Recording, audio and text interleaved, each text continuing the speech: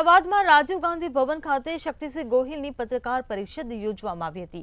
આ પત્રકાર પરિષદમાં ગુજરાતના હીરા ઉદ્યોગ વિશે ચિંતા વ્યક્ત કરવામાં આવી હતી।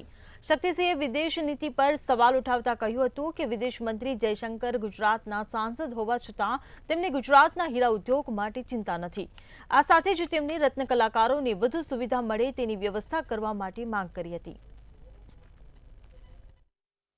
મારી માંગણીઓ છે સૌથી પહેલી કે G7 દેશોને સ્પષ્ટ રીતે પોતાનો નિર્ણય પાછો ખેંચવા માટે કેન્દ્ર સરકાર મજબૂર કરે।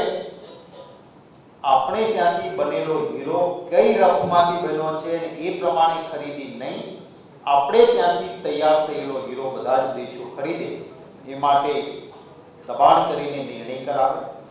બીજું, જે રત્નકલા કારીગરોએ આત્મહત્યા કરી છે, સામાન્ય પરિવારના લોકો,